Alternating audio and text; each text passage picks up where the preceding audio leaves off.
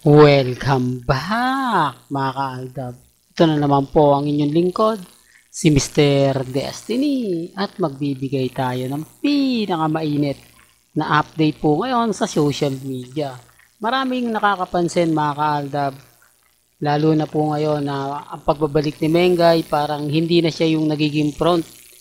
Parang itchapwera na rin po siya bukod kina Henyo Mas, kina Tito Sen at Bossing Big Soto. Pati daw po si Alan Kay, hindi na po siya yung pinaka-front.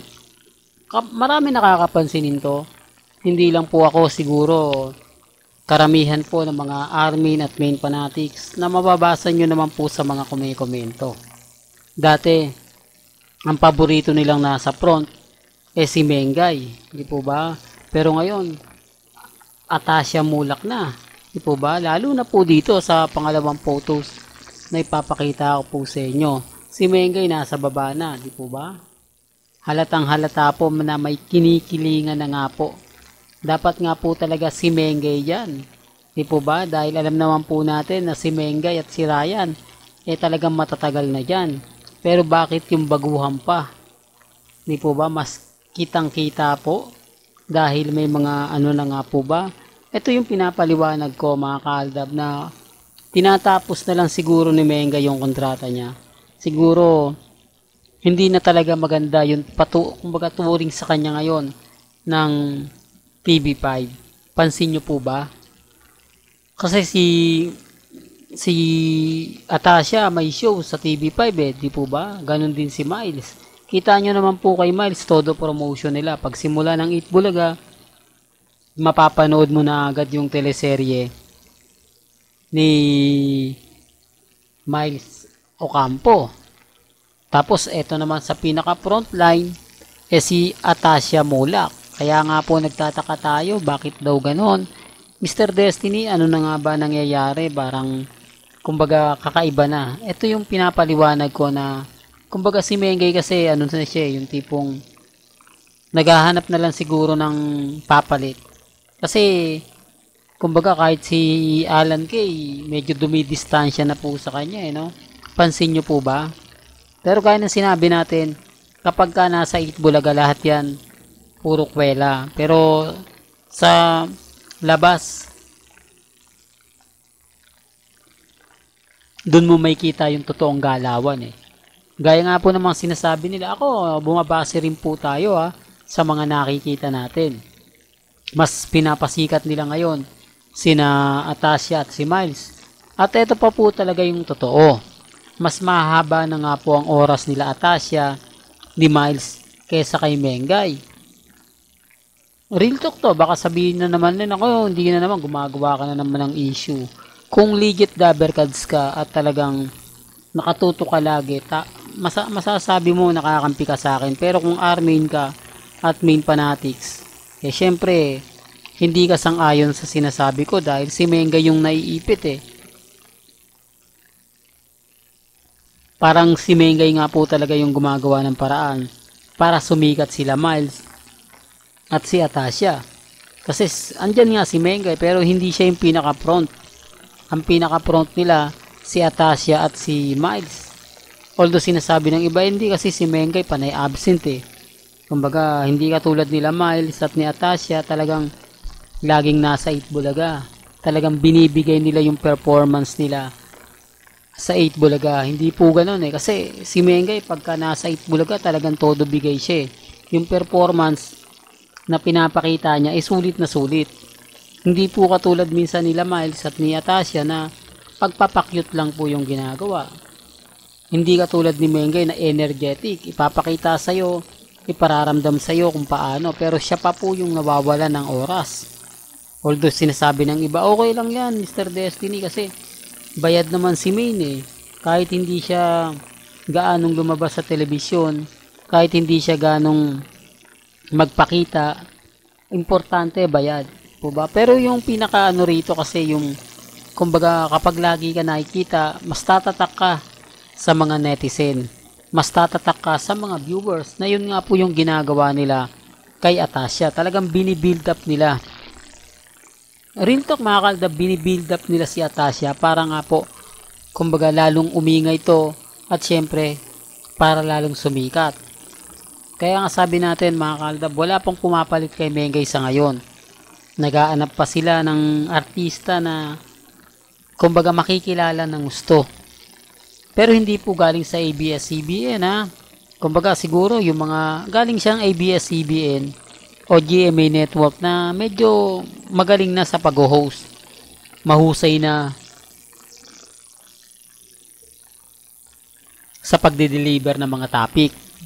Hindi katulad po ng iba, magaling ang artista, di kalidad na artista. Pero magaling lang po sila kapag may script. Paano pag wala ng script?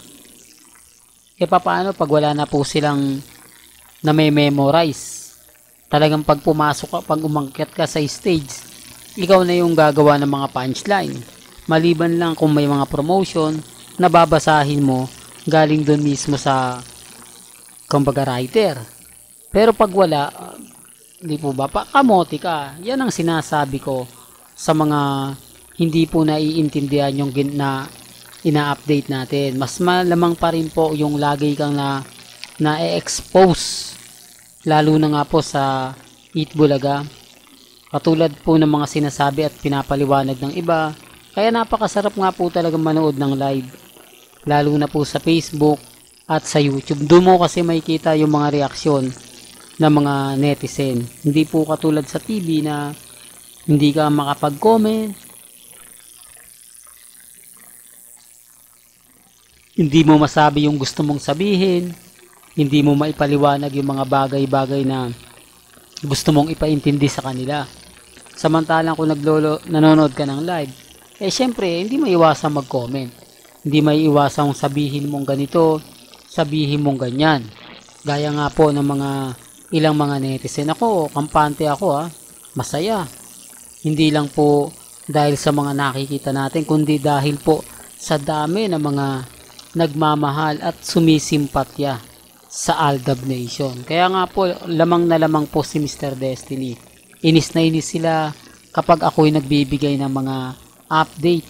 Kasi nga po nangingibabaw tayo.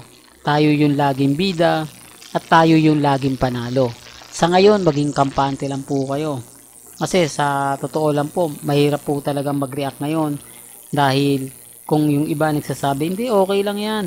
Bastang importante lang, si Mengay, nasa Eat Bulaga, masaya na kami. Kahit anong gawin pa ng TBJ, kahit doon na lang sa segment si Mengay sa therapy, okay lang. Ang importante lang, masaya kami dahil na andun si Mengay. Yan po yung kumbaga sinasabi ng mga ilang nagko-komento. Kahit hindi nila gusto yung pinagagawa kay Mengay, kahit hindi nila gusto yung mga nakikita nila, full support pa rin po sila.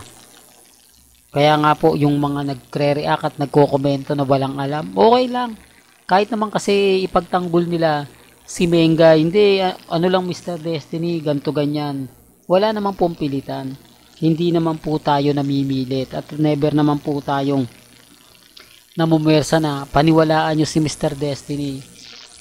Ang sa akin lang, mapapaisip sila. Matitignan nila yung mga komento, yung mga sinasabi.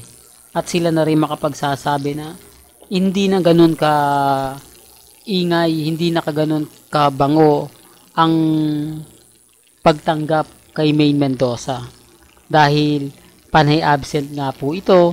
Tapos yung kontrata niya na kumbaga siguro gusto na niya nang mag-resign, ayaw siya payagan. May mga bagay-bagay na ganon.